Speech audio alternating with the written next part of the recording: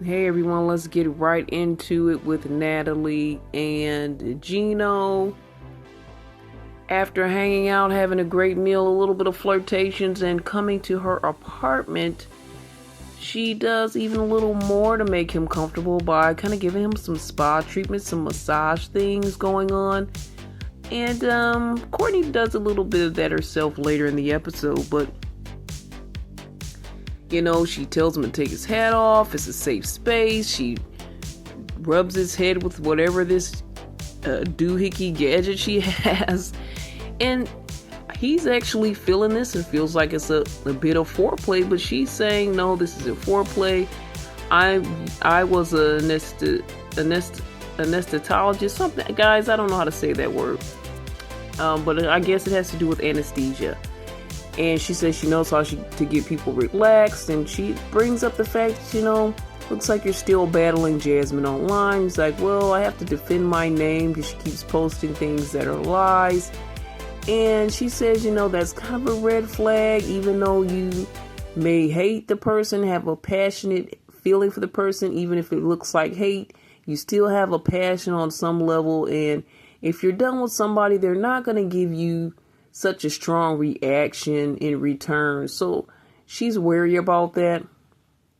She actually showed him her new bed, which goes up and down. I think it has massage features. That's the first thing she showed him. So she's teasing him all the way through until it's time to actually go to sleep.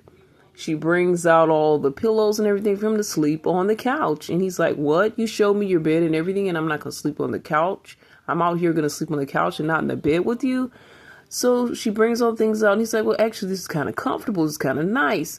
So I don't know if he thought she was going to plop on the couch with him, but she's like, nope, I'm off to bed.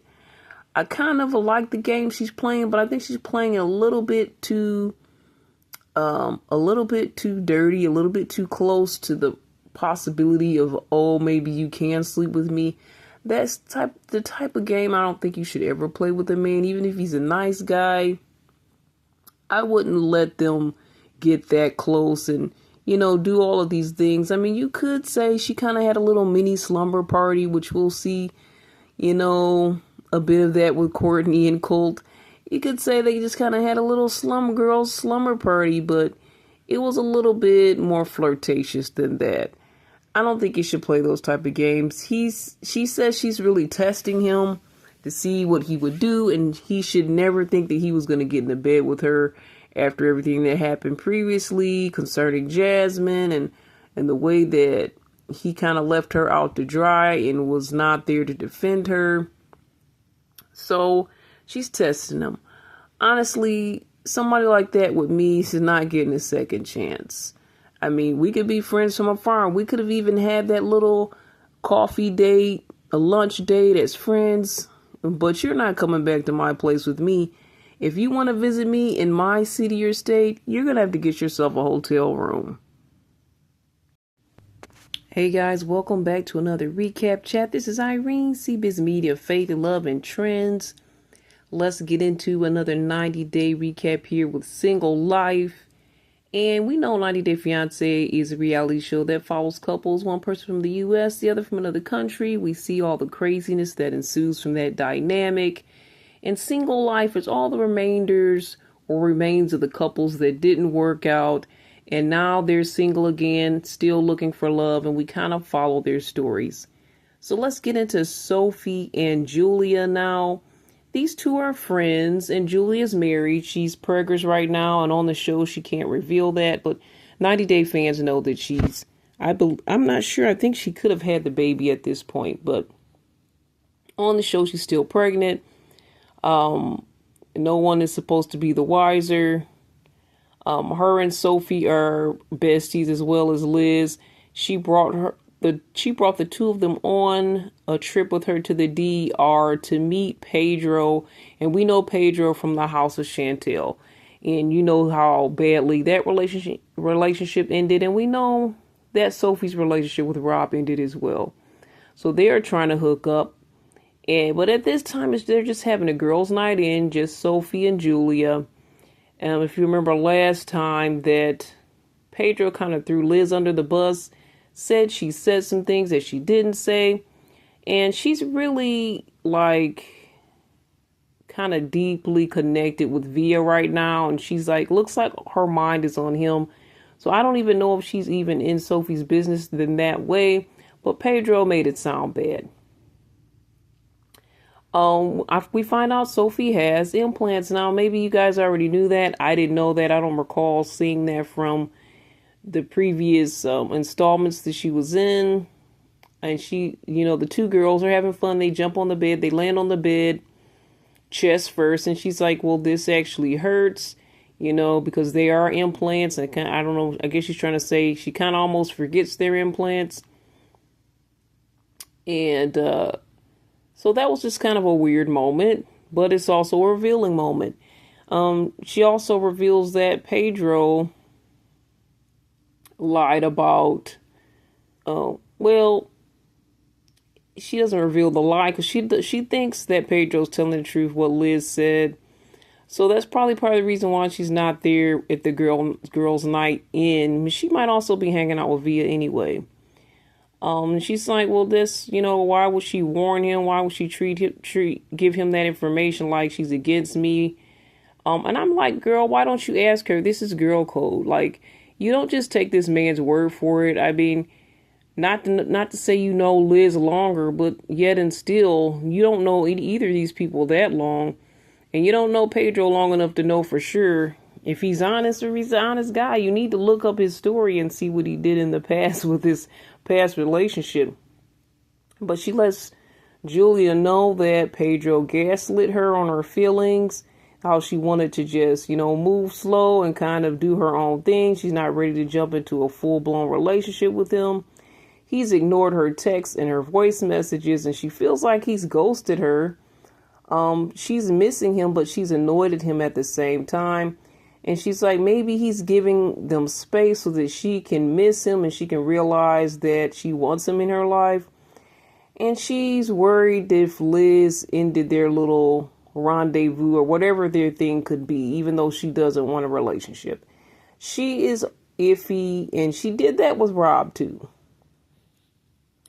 Even after she married him, she was still playing a back and forth game with him, which was kind of weird. And it's making me think, is this her thing?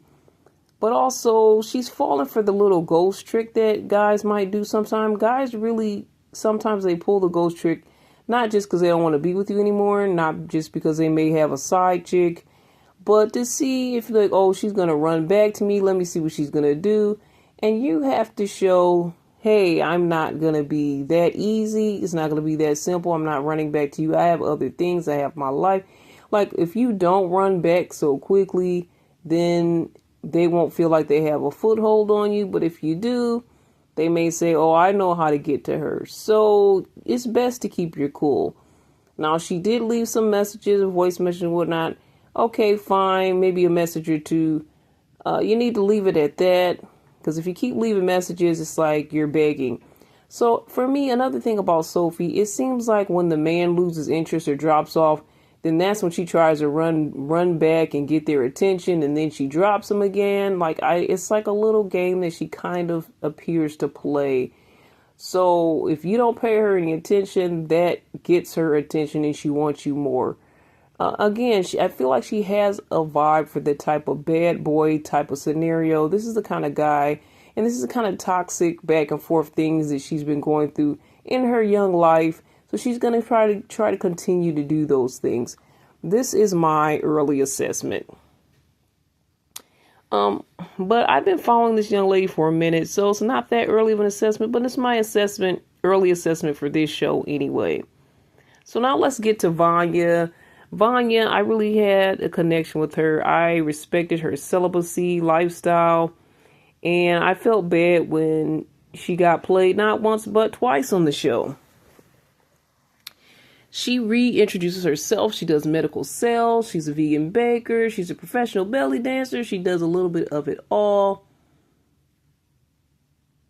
And she has a special performance. There's another young lady there performing as well. And they have a little girl talk. I assume that they're friends and they know each other. So they're talking about the whole issues with dating. And the other young lady's like, the one guy I was talking to, I met for a date. He was just sitting there picking his nose. And Vanya says, well, all I usually get is D-pics from these online apps. It's like, why do they think we want to see that? Why do they think that's going to like reel us in? Like, oh, I really want this guy now. They recap her and Bojo's story, which we can also call him Bozo, because he did some Bozo behavior things, and his name is actually spelled like Bozo, so it works. But even though he realized, hey, I don't really have that connection with you, I respect he did that. I know it was kind of far into the game, and most of the time women put themselves out there like that. They want to be pursued and expect to be pursued, but she put herself all the way out, went to his country, everything, and he's like, not feeling it. So, he tried a bit, but he just, at the end of the day, he just wasn't feeling the connection. On some level, I respect him. On some level, I don't like it so much, and I get how Vanya feels. Then her situation with Yoshiko, she ends it with Bojo and Yoshiko. She meets him, I think, on an online app. And they ended up breaking up, but they kind of had a hot and heavy, steamy little romance there. She said she broke her 6-year celibacy for him. And looking back, she said she wished it didn't happen.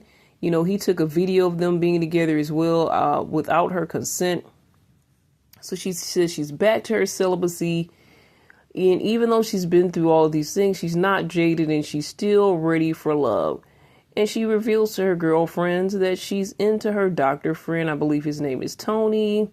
They've been friends for about 1.5 years, but he never made a move on her. So she decided she would make one, and she kissed him.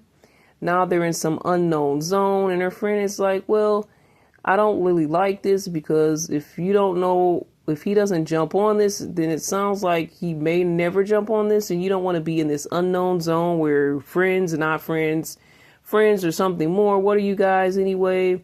So most of the time, a guy would jump on if he really wants this relationship. He would like give some feedback back, but she doesn't want to risk the friendship, and all of those things.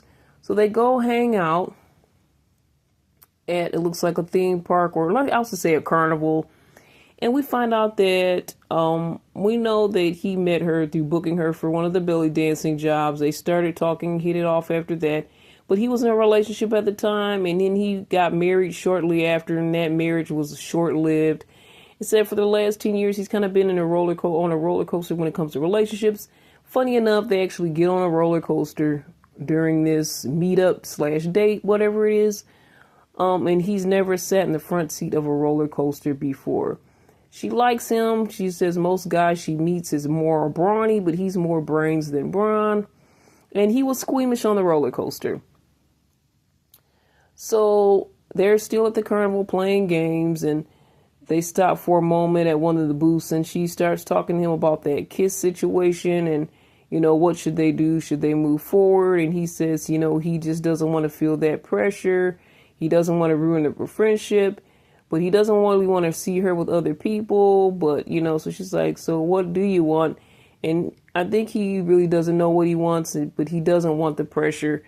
And if you're with somebody like that, he might have feelings for her. He might, all of the things, but if he doesn't have the ability to commit for whatever reason, he may have all the good reasons in the world, you need to move on, because you guys are in two different places in your relationship.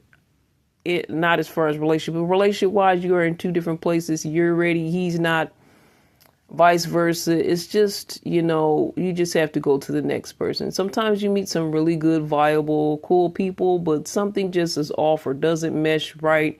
And it's not the person's fault, and it's not your fault. It's just something's not compatible. And certain things you can deal with and work with and compromise. And some things, even sometimes some of the things you feel is smaller, still you can't always compromise with those things. And you just have to move on or just stay friends. Meanwhile, Via and Liz, they're hanging out. They're exploring more of their relationship, friendship.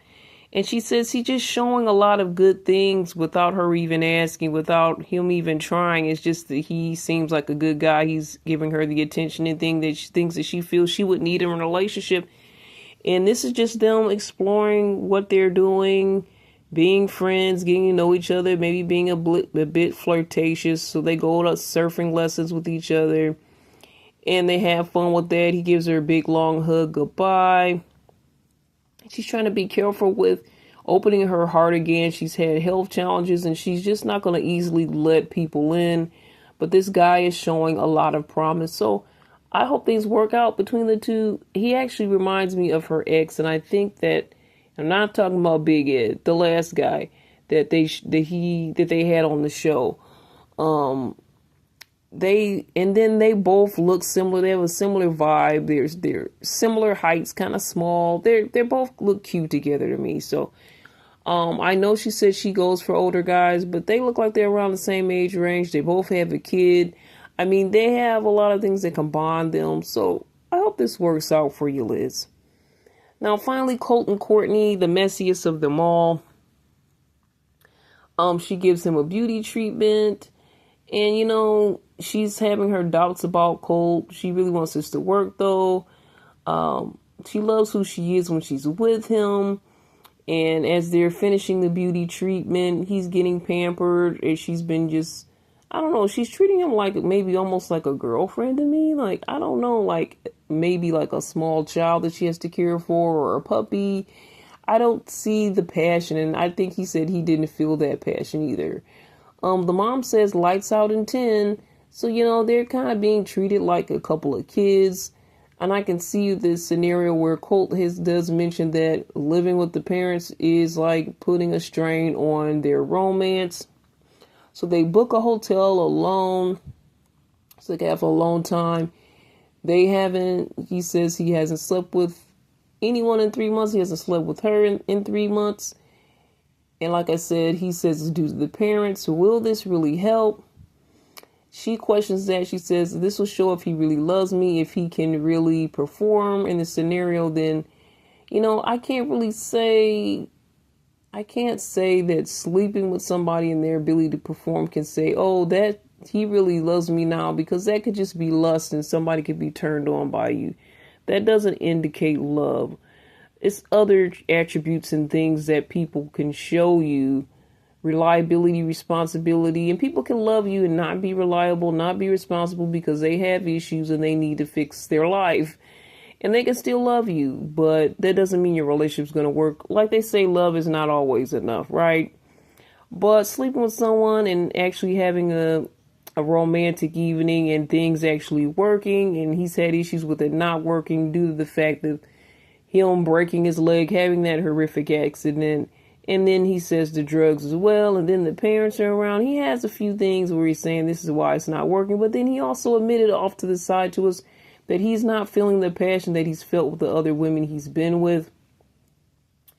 So she started doing some creative research because of his injury, and it was showing people in the wheelchair different positions that they can do that might work.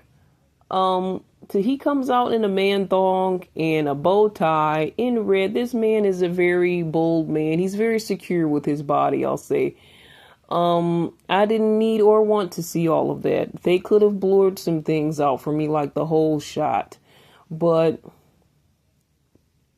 he's telling her, don't feel any pressure. We're just having fun and just enjoy yourself. And I get it. He kind of made a fool of himself a bit just to show her this is about fun. Don't be nervous. Don't be anxious. Just relax. And maybe she was nervous. He again says he's still talking to Diana. The passion isn't fully there. But he also says sleeping with someone, being in a sexual relationship validates him. And I don't really think that that's healthy either. You shouldn't feel that sleeping with your partner validates you in the relationship. But I think a lot of men feel that way. And I think it's a bit toxic just because men are meant to say, well, if I can excite this woman or whatever, then I'm a man. But that's not true validation. And that's not truly being a man. That's just only one portion. That's just the physical aspect of being a man. The other parts of your character, the way you conduct yourself, the way you treat people, those are the hardest parts of being a man. And the best parts of being a man if you do it right and do it well, just for those that may be having some misconceptions. So they are meeting friends. Colt is meeting her friends, and we met some of the young ladies earlier at some ice bar. It looks like it's freezing in there or something. Sandy and Lexi, two of her friends, are giving Colt a side eye right away as he rolls in his chair. They get right to talking about the bedroom with their friends, and they're talking about the positions and everything they tried right away. And then they're talking about, I think they go just the two of them back and forth between the producers and them talking with the friends. And for something comes up where somebody says something about a black hole and sucking someone into a black hole, and is she the black hole, and all of this stuff. They were trying to do some sexy talk, but it was kind of weird. Trust is a big issue for her. And the friends, they grilled them pretty well. They said, do you have 2 or 3 other girls off to the side? Are you talking to anyone else? It's like, oh no, I'm not talking to anyone else. It wasn't super convincing. It wasn't like totally, oh, he's lying, but it was kind of like, there's room for doubt. There's room for questions there. He says that he really loves Courtney, wants to make it work, but he wants to continue to talk with Diana. They have a connection, but he's going to keep it platonic with her. They want to know, is he using her? And of course he says that he's not. But he says when it comes to the situation with Diana and still talking with her, he feels like he does need to come clean, but he doesn't have to do it in front of her friends. He doesn't have to confess to them. It's between him and Courtney. And he's pretty much torn at this point. And Courtney, she ends up going with her friends to continue to party. He wants to go home, saying he's tired. But to me, I can see he's in a wheelchair. He had his injury. It makes sense. But also, it's probably just a cop-out because he knows that he's guilty. And if he keeps talking to them and they keep poking and prodding, he gets drunk enough, he may say more than he should say. So it may be a protective measure for him as well to leave. And to me, she looks a bit embarrassed as she leaves him and he hugs her goodbye. And she leaves with her friends, and it just looks like a little embarrassing, like, she's semi-embarrassed by the whole situation and by being with him, and it just doesn't look like a good look. And sometimes, your friends and outside people can look at a situation and they can deter your relationship in a negative way. And sometimes it's like, oh, they need to keep out of your business, and they're putting a bad light on your relationship. But sometimes seeing those outsiders' point of view can kind of help you see in a better perspective, is this what you want at the end of the day? So in a way, it could be positive, it could be good, or it could be bad. You just have to know what context to take it in. So guys, that's it. Single life, 90 Day. We'll talk again next time. Faith, Love, and Trends right here on CBiz Media. All the best. God bless. Oh yeah, don't forget to check us out on our other platforms at cbiztvmedia.com. Hit me up by email if you want at cbiztv@yahoo.com. All right, I'm out, guys.